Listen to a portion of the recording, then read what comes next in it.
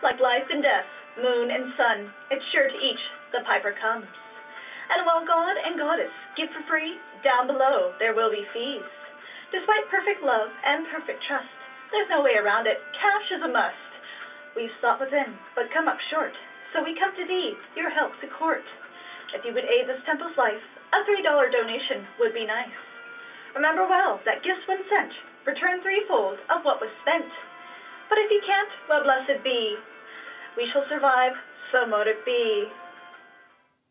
Merry meet and welcome to week 28 of Wicca, a year and a day in Magic. This week is tree magic. Now, how do you go about using trees in your magic? Simply, you use the branches or the wood to make magical items such as a besom, a wand, or even a rune set. Even furniture made from the woods of certain magical trees can be used in house magic. Now let's move on to the different trees you can use in magic and their magical properties. First is the ash tree. Ash is used for protection, sea magic, healing, and sacrifice. The birch tree. Birch is used for protection, purification, and fertility. Cedar. Cedar is used for prosperity and longevity. The elder tree is used for healing, protection, and prosperity. The elm tree is used for protection. Hawthorn is used for cleansing, marriage, love, protection, and purification. Hazel. Hazel is used for divination, marriage, protection, reconciliation, love, and creativity. The juniper is used for protection. The maple tree, used for divination, love, communication, and balance. The oak tree is used for healing, strength, money, longevity, and courage. The palm tree is used for strength and wisdom. The pine tree is used for purification, health, fortitude, prosperity, and fertility. The willow tree is used for healing, protection, and enhancements. Now, how do you go about collecting wood to use for a besom, a wand, or even a set of runes? Now, it's a very good idea to not take from a tree that you haven't built a relationship with. And definitely just don't go up to any old tree and just saw off one of its branches. The tree is a living creature just as you are, and it feels pain. So don't do this to the tree. Instead, wait until there's a windstorm or thunderstorm or even a hurricane that is strong enough to knock down a branch of a tree. Of course, if it's a hurricane, you might want to make sure that, things are safe before you go out, obviously. But look for fallen branches. These are perfectly okay to use for a besom, for a rune set, or even a wand. Or, say if there hasn't been a windstorm or any sort of natural occurrence that would cause a branch to fall off of a tree naturally.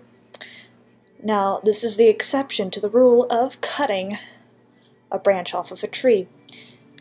You build a relationship with the tree. The tree is a living creature. It grows, it ages, it has thoughts, and it has feelings, and, as I said before, it can feel pain. So, you build a relationship with the tree. Go out, find a perfect tree, and ask it, "May I be your friend? I'd like to build a relationship with you." And give the tree offerings of only water or plant food. Do not give it wine or milk. That will change the pH of the soil and harm the tree. That also goes with food. And also stones, such as crystals. You want to make sure if you give a crystal to the tree and you plant it around the roots, that it's a polished stone and not a raw crystal that might dissolve in the soil. Now, after building a relationship with the tree, you could ask the tree if you could take one of its branches.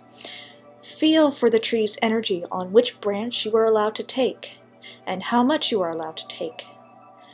Now, by this time, you should be able to know the energy feeling from a yes to a no. And it's pretty easy to tell. You will just have to go up to the tree and put your hand over a branch and be able to feel if it's okay with you taking a piece of its body or if it's not. So what you would do is you would cut the branch, very quickly, and then give an offering of either a stick of plant food or of water, and you thank the tree.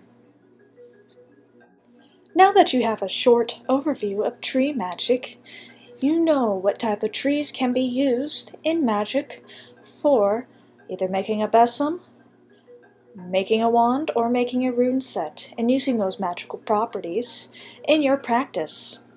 Now, I've only given a short overview of different types of trees. Obviously, there are plenty more trees that I've listed here that also have magical properties that you can look up yourself.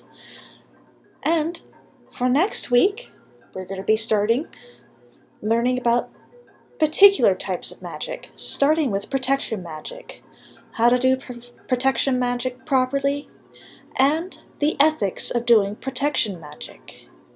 Now, until next time, blessed be.